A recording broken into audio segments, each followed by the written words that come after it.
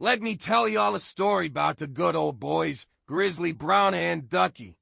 You probably ain't never met a duo quite like these two, but once you do, you'll never forget 'em. One's built like a bulldozer, wears overalls like it's Sunday best, and has a beard that could double as a wildlife habitat. That's Grizzly Brown. The other, bald as a cue ball, wiry as a fence post, always in shorts no matter the weather. That's Duckie. They ain't your average country boys. No, these two have a special talent. They can eat. I don't mean your usual big plate of ribs kind of eating. I mean legendary, 3 plates and a dessert each kind of appetite. We're talking bottomless stomachs, the stuff of buffet owners' nightmares. Word around their hometown is that one time, they ate a whole pig roast by themselves and still had room for peach cobbler and banana pudding.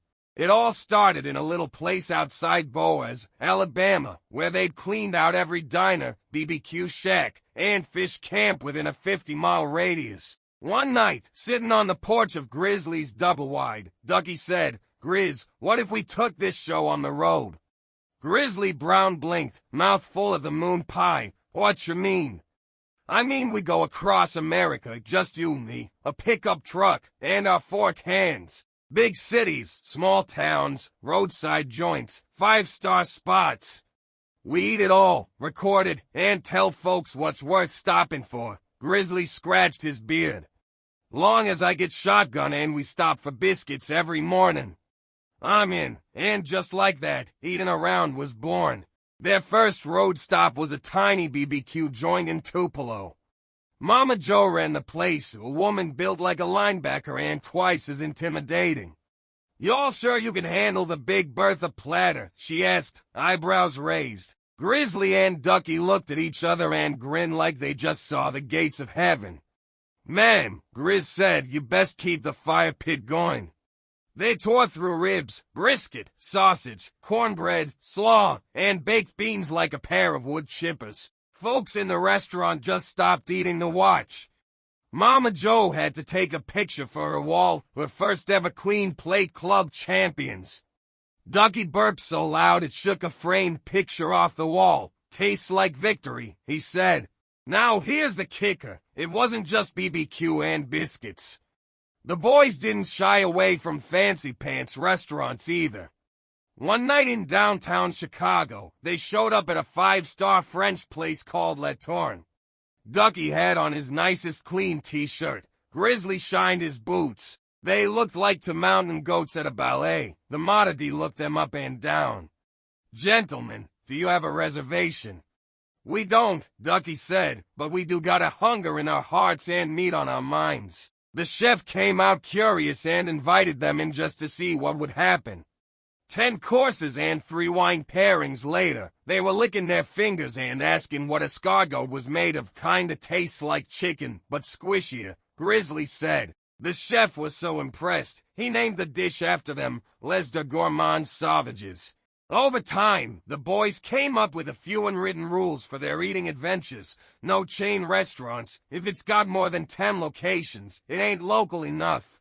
Overalls and shorts. Always, fashion is temporary. Comfort is forever. Eat like you ain't eating again, whether it's street tacos or filet mignon. Tip big, nap hard, respect the folks who feed you, and always schedule time for digestion naps. Try it all. If it's edible and legal, it goes on the plate at least once. Some of their best meals came from places nobody talks about. A gas station near Amarillo with the best brisket they ever had. A high school fundraiser in Tennessee with fried catfish better than any restaurant. A taco truck in New Mexico where Grizzly cried tears of joy over green chili pork. Every town had its own flavor, its own characters, and its own rules. Duckie handled directions, mainly because he refused to let Grizzly anywhere near a GPS. Grizz was the muscle, carrying extra Tupperware just in case and charming every waitress within a 20-mile radius. They started filming everything: GoPros, drone shots, TikToks, and a YouTube channel. Turns out, people love watching the country boys chow down like they ain't got no tomorrow. One video of them doing a 20-pound burger challenge in Nebraska got over 3 million views in a week. Grizzly took down 14 pounds by himself while Duckie finished the fries and 2 milkshakes for dessert. They even started setting up meetups, inviting fans to eat alongside them. Duckie would host trivia contests while Grizzly handed out custom napkins that read, "Don't judge me till you seen my plate." They ain't just eating, they're storytellers now. Every restaurant comes with a tale, every bite brings back memories, and every nap on the dashboard after a big meal becomes part of the lore. They've been featured in local news, food blogs, even a national magazine that called them the Southern Ambassadors of Flavor.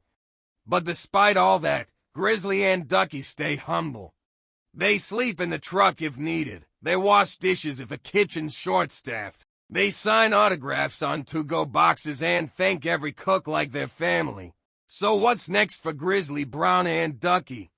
Well, last we heard, they were headed toward the Carolinas, looking for the best hush puppies east of the Mississippi and a lady named Miss Loretta who apparently makes a banana pudding so good, folks cry just smelling it. If you see a big man in overalls and a skinny bald guy in shorts pull up in a dusty pickup with Alabama plates, grab a plate and sit down. You're in for one heck of a meal, and an even better story. Stay tuned, y'all. Grizzly Brown and Duckie are just getting warmed up.